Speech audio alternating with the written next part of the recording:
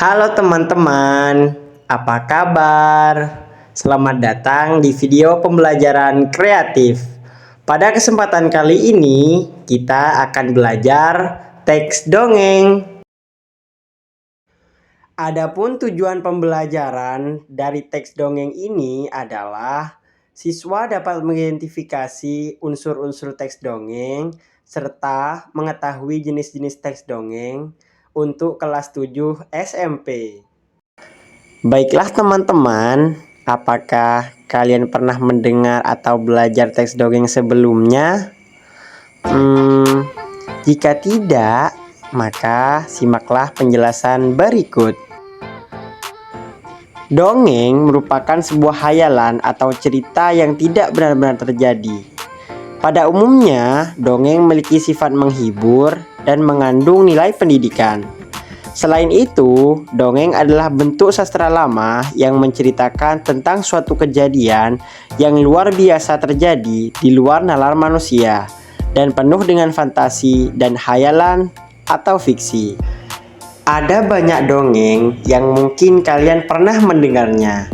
Contoh, kisah Malin Kundang, Danau Toba, atau Si Kancil yang Cerdik. Jadi, dongeng merupakan cerita hayalan yang diragukan kebenarannya.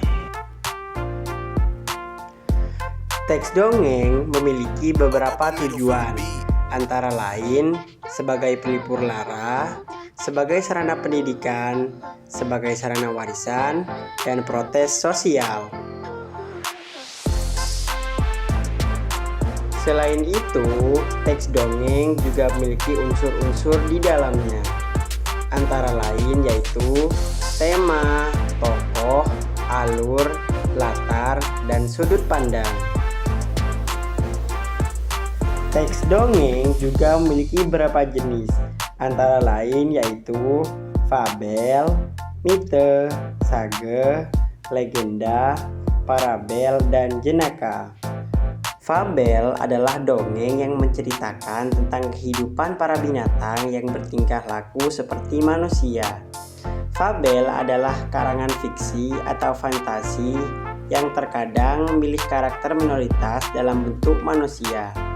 Fabel juga sering disebut dengan cerita yang mengandung moral karena memiliki pesan-pesan yang berkaitan dengan moralitas para karakter dalam cerita tersebut.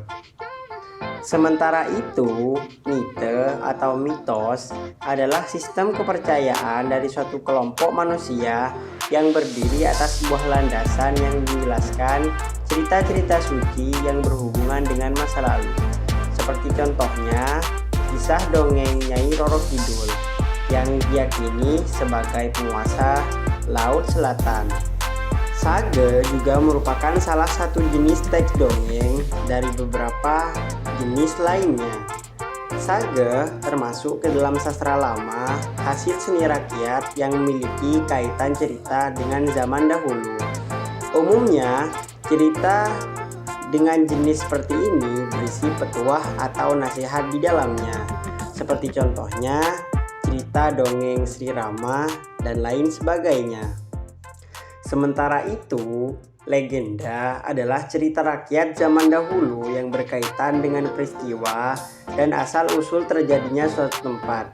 Misalnya, kisah dongeng Sang Kuryang, Batu Menangis, Malin Kundang, dan lain sebagainya.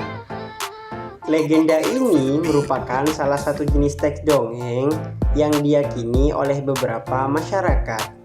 Karena dalam teks legenda terdapat bukti nyata yang dihasilkan dari kejadian yang terjadi, seperti patung Malin Kundang, Batu Menangis, dan Bukit Tangkuban Perahu. Adapun jenis yang selanjutnya adalah parabel. Parabel merupakan cerita rekaan untuk menyampaikan ajaran agama, moral, atau kebenaran umum dengan menggunakan perbandingan atau ibarat. Jadi, dongeng ini bertujuan sebagai sarana pendidikan agama serta memberikan kebenaran umum. Seperti contohnya dalam dongeng Bawang Putih dan Bawang Merah. Adapun jenis teks dongeng yang terakhir adalah jenaka. Dongeng jenaka adalah cerita pendek atau narasi ringkas yang mengandung unsur humor sebagai inti ceritanya. Unsur humor ini biasanya berasal dari karakter lucu, situasi kocak, atau dialog yang menggelitik. Tujuannya agar membuat pendengar atau pembaca tersenyum dan tertawa, serta menarik perhatian mereka dengan cara yang menghibur. Baiklah teman-teman, setelah kita belajar memahami teks dongeng, diharapkan kalian dapat mengidentifikasi unsur-unsur dan jenis-jenis teks dongeng. Sebelum video ini berakhir, marilah kita jawab soal-soal berikut. Caranya, kalian scan barcode yang tersedia atau klik link yang ada di deskripsi video ini. Terima kasih teman-teman.